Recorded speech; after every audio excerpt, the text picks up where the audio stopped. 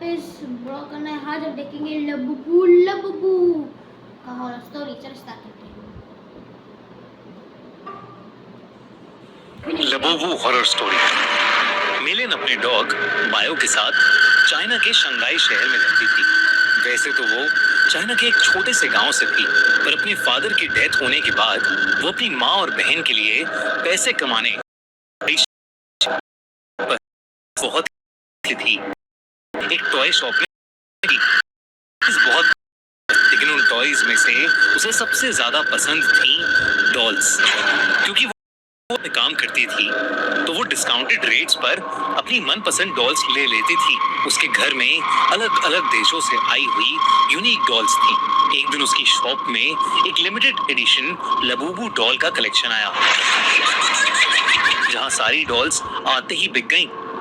एक डॉल मेलिन ने पहले से ही अपने लिए अलग रख ली थी।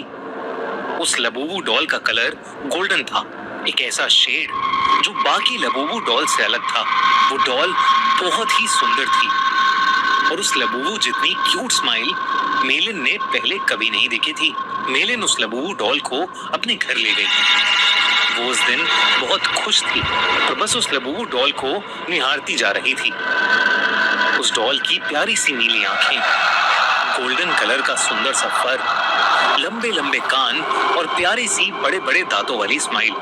मेलिन ने उस लबुबू को जोर से गले लगाया, उसकी ढेर सारी फोटोज खींची और अपने डॉग पाओ को उसकी डॉल फैमिली के नए मेंबर से इंट्रोड्यूस कराया। पर जहां पाओ सारी डॉल्स को देखकर खुशी से अपनी पूंछ हिलाता हुआ पूरे कमरे में इधर उधर भागता था, वहीं वो उस लबुबू डॉल को देखकर बहुत जोरों से भौंकने लगा, गुर्राने लगा।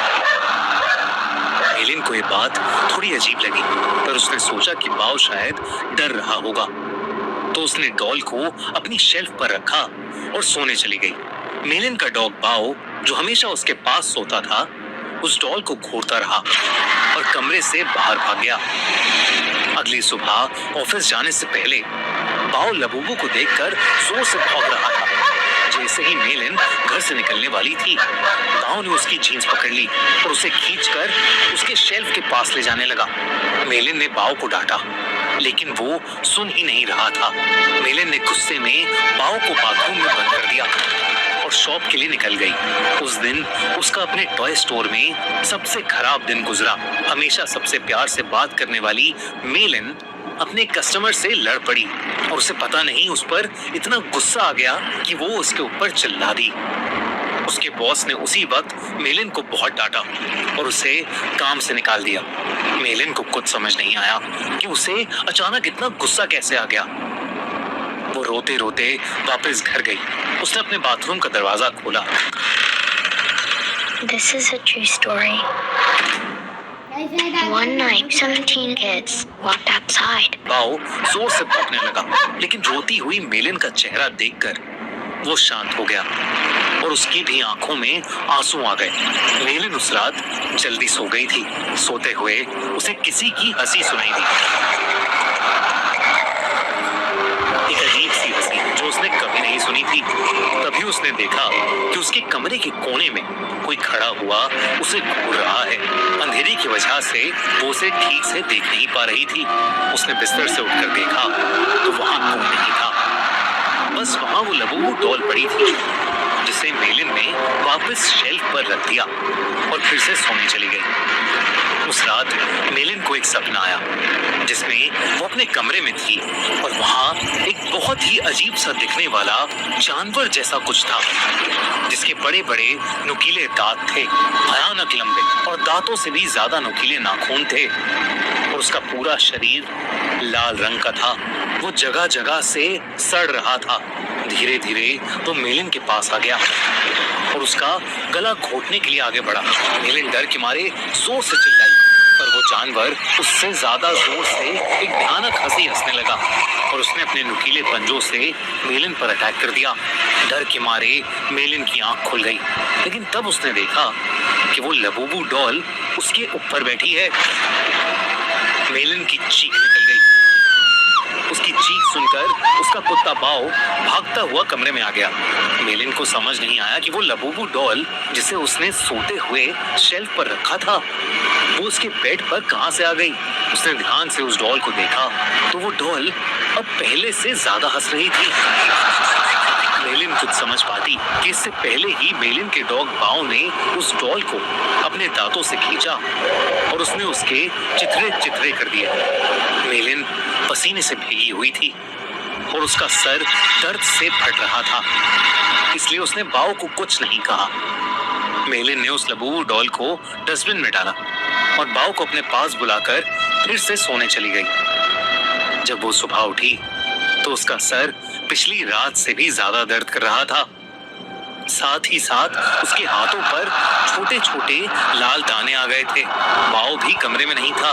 उसने बाओ को आवाज लगाई पर उसको अपनी बात का कोई जवाब नहीं मिला। मेलिन हॉल में गई लेकिन बाओ वहां भी नहीं था। वो पूरा घर ढूंढने लगी लेकिन वो कहीं नहीं मिल रहा था। आखिर में वो अपने बाथरूम में गई।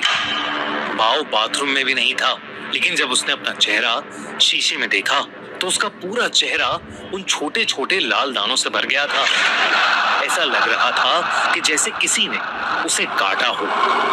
तभी बाथरूम मिरर में उसे दिखा कि उसके कंधे के पीछे कुछ भयानक सा था जो बिल्कुल उस जानवर के जैसा लग रहा था जो उसके सपने में आया था, और वो जोर जोर से हंस रहा था। पर जैसे ही मेलिन मुड़ी, वहाँ कोई जानवर नहीं बल्कि बाथरूम के शेल्फ के ऊपर लबूबू डॉल रखी थी। मेलिन को ये अपनी आंखों का धोखा लगा। उस लबूबू डॉल को तो उसके कुत्ते बाओ ने तहस नहस कर दिया था, तो अब वो डॉल वहाँ कैसे आ सकती थी। बल्कि अब उस डॉल के चेहरे की स्माइल एक प्यारी सी स्माइल से बदलकर एक बहुत भयानक हंसी में बदल चुकी थी। मेलिन अब घबरा गई थी और वो बाओ को आवाज देती हुई घर के बाहर चली गई, लेकिन वो आसपास कहीं नहीं मिल रहा था। जब वो वापस घर में घुसी तो उसके होश उड़ गए। वो लबूबू डॉल अब किचन के सिंक के पास पहुंच गई थी। उस डॉल के हाथ और दांत लाल पड़े थे। जब मेलिन ने सिंक के नीचे देखा तो उसके रोंगटे खड़े हो गए। वहां उसके डॉग बाओ की बॉडी पड़ी थी और उसमें से खून बह रहा था। ऐसा लग रहा था कि जैसे उसको किसी ने बुरी तरह नोच खाया है। बाओ मर चुका था और ये देखकर मेलिन की हालत खराब हो रही थी। उसे समझ आ गया था कि लबूबू डॉल कोई आम डॉल नहीं है।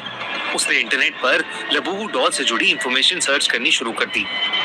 इंटरनेट पर उसने न्यूज़ पढ़ी तो कई लोगों को उनकी लबूबू डॉल्स हॉन्ट कर रही थी। पूरी दुनिया भर में लबूबू डॉल्स के हॉन्टेड होने के ऐसे कई केसेस सामने आ चुके थे। लबूबू डॉल लोगों को बाइट कर रही थी और उनके साथ बुरी बुरी चीजें घट रही थी, जैसे उनकी जॉब चले जाना, उनका बीमार हो जाना या उनके किसी करीबी की मौत। ये सब न्यूज़ पढ़कर मेलिन और ज्यादा डर गई थी।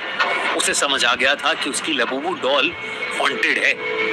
उसने देरी न करते हुए डॉल में आग लगा दी और उसकी राख को एक जार में डालकर पास की नदी में बहा दिया। उस रात ये सारा किस्सा उसने अपनी छोटी बहन को फोन पर बताया।